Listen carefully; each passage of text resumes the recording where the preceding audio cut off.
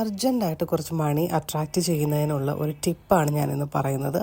ഇതൊരു മിക്സ്, അതായത് ന്യൂമറോളജിയും പാമിസ്ട്രി എല്ലാം കൂടെ ഒരു മിക്സ് ചെയ്തിട്ടുള്ള ഒരു കോഡാണ് ഞാൻ ഈ തരുന്നത്. അപ്പോൾ ഈ ഒരു വിദ്യ ഉപയോഗിച്ചിട്ട് നിങ്ങൾക്ക് പെട്ടെന്നുള്ള മണിയെ അട്രാക്റ്റ് ചെയ്യാനും അതല്ല നിങ്ങളിലേക്ക് വരുന്ന വരുമാനം അല്ലെങ്കിൽ സാമ്പത്തികത്തിനെ നിങ്ങൾക്ക് സ്റ്റേബിളാക്കി നിർത്തുവാനും പറ്റുന്ന ഒരു തന്ത്രവിദ്യയാണ് ഞാൻ ഈ പറയുന്നത്. ഇതെല്ലാവർക്കും അവനവൻ്റെ വീടുകളിൽ ഇരുന്ന് ചെയ്യാവുന്നതാണ്.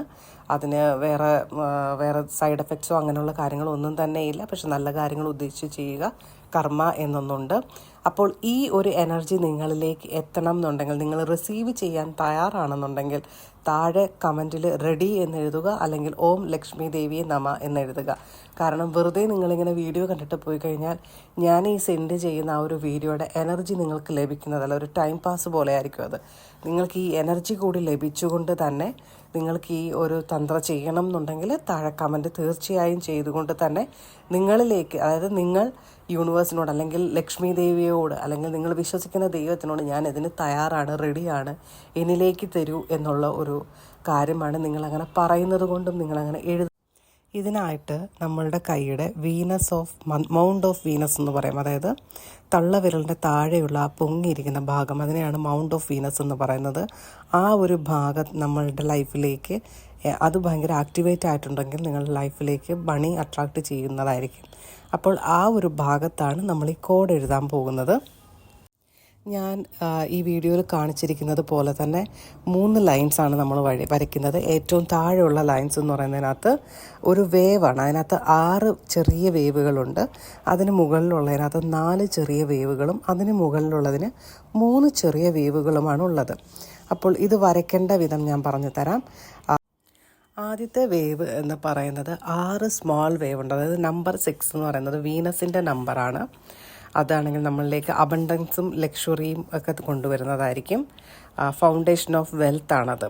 അടുത്തതെന്ന് പറയുന്നത് 4 സ്മോൾ വേവ്സ് ആണ്. നമ്പർ 4 എന്ന് പറയുന്നത് ഹാർഡ് വർക്കിൻ്റെയും മാനിഫെസ്റ്റേഷൻ്റെയും നമ്പറാണ്.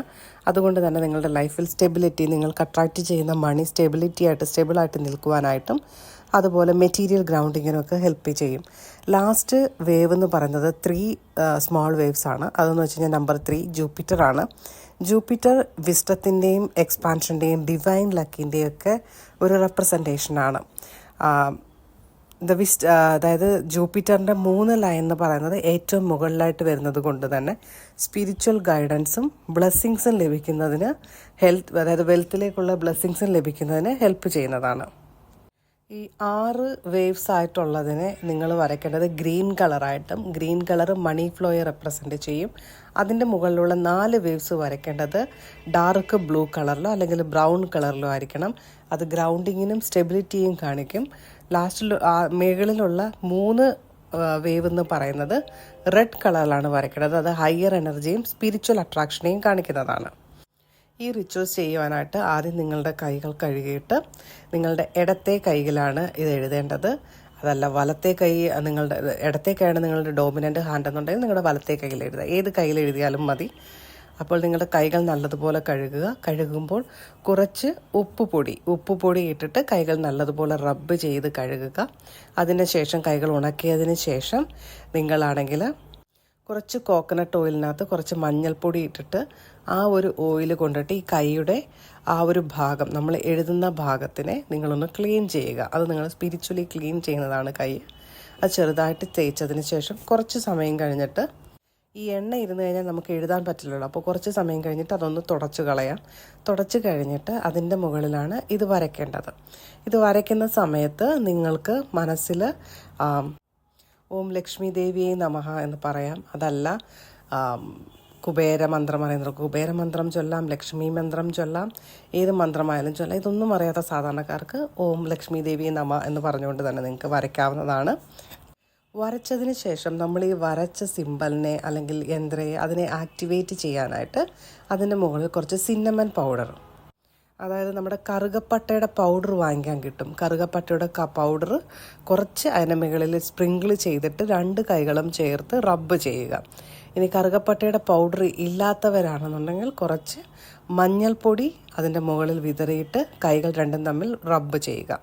റബ്ബ് ചെയ്തതിന് ശേഷം കുറച്ച് മഞ്ഞൾപ്പൊടിയും വെള്ളവും ചേർത്ത് ഒരു കുഴമ്പ് പോലെ ആക്കിയിട്ട് ഒരു ഈർക്കിലോ ഒരു ചെറിയ കമ്പോ ഉപയോഗിച്ചിട്ട് ഈ വരച്ച സിമ്പലിന് ചുറ്റും ഒരു സർക്കിൾ വരയ്ക്കുക. അതായത് ഈ വരച്ച സിമ്പലിനെ നമ്മളൊരു സർക്കിൾ കൊണ്ട് ക്ലോസ് ചെയ്യുന്നു. ഇതിൻ്റെ എനർജി നിങ്ങളിലേക്ക് മാത്രം ഒതുങ്ങുവാനായിട്ടാണ് ഇങ്ങനെ ചെയ്യുന്നത്. ഇങ്ങനെ ചെയ്യുക. ഇത് വളരെ വലിയ ഒരു ടിപ്പാണ്. ഏറ്റവും എഫക്റ്റീവ് നിങ്ങൾക്ക് തേഴ്സ്ഡേ ചെയ്യാം. തേഴ്സ്ഡേ എന്ന് പറയുന്നത് വീനസിൻ്റെ ഡേ ആണ്. അതേപോലെ ജൂപ്പിറ്ററിൻ്റെ ഡേ ആണ്. ഫ്രൈഡേ ചെയ്യാം. ഫ്രൈഡേ എന്ന് പറയുന്നത് വീനസിൻ്റെ ഡേ ആണ്. ചെയ്യുവാനുള്ള ബെസ്റ്റ് ടൈം എന്ന് പറയുന്നത് രാവിലെ 6:14 അല്ലെങ്കിൽ ഈവനിങ് 6:14 അപ്പോൾ ഈ ഒരു കോഡ് ചെയ്ത് നോക്കിയിട്ട് നിങ്ങൾക്ക് എന്താണ് ഫലം കിട്ടുന്നത് എന്ന് താഴെ കമൻറ്റ് ചെയ്യുക.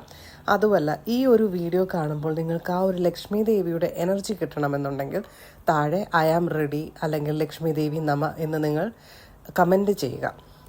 പിന്നെ ഞാൻ ഇപ്പോൾ വീഡിയോ ഇടാത്തത്, ഞാനിപ്പോൾ എൻ്റെ ഒരു സ്പിരിച്വൽ കാര്യങ്ങളുമായിട്ട് ബന്ധപ്പെട്ട് ഞാനിപ്പോൾ ഈജിപ്തിൽ വന്നിരിക്കുകയാണ്. പുതുതായിട്ട് ഈജിപ്ഷ്യൻ മന്ത്ര, യന്ത്ര, തന്ത്ര അതിനെക്കുറിച്ചൊക്കെ കുറച്ച് നാളായിട്ട് പഠിച്ചുകൊണ്ടിരിക്കുകയായിരുന്നു. അപ്പോൾ അതിൻ്റെ ആവശ്യത്തിനും മെഡിറ്റേഷനൊക്കെ ചെയ്യുവാനായിട്ടാണ് ഞാനിപ്പോൾ ഈജിപ്തിൽ വന്നിരിക്കുന്നത്. അതുകൊണ്ടാണ് ഞാനിപ്പോൾ വീഡിയോ ഇടാൻ പറ്റാത്തത്. ഇവിടെ ഈജിപ്തിൽ വന്നിട്ട് പിരമിഡ് മെഡിറ്റേഷനും അങ്ങനെ കുറച്ച് റിച്വൽസൊക്കെ ചെയ്യാനുണ്ടായിരുന്നു. അതൊക്കെ ചെയ്തിട്ടുണ്ട്. അപ്പോൾ ഇനി നമുക്ക് വരുന്ന വീഡിയോസിൽ ഈജിപ്തുമായിട്ട് ബന്ധപ്പെട്ട അവരുടെ തന്ത്ര രീതികളും ഇതിനകത്ത് ഉൾപ്പെടുന്നതായിരിക്കും. കാരണം നമ്മൾ ഹിന്ദുക്കൾക്കുള്ളതുപോലെ തന്നെ വളരെയധികം വളരെ റിച്ചായ ഒരു കൾച്ചർ, അതേപോലെ പഴയ കാലത്തുള്ള കൾച്ചറുമായിരുന്നു ഈജിപ്ഷ്യൻസിൻ്റെ. അതുമല്ല, അവരുടെ വിശ്വാസങ്ങളും നമ്മളുടെ വിശ്വാസങ്ങളൊക്കെ കുറേയേറെ സിമിലർ ആയിട്ടുള്ളതായിരുന്നു.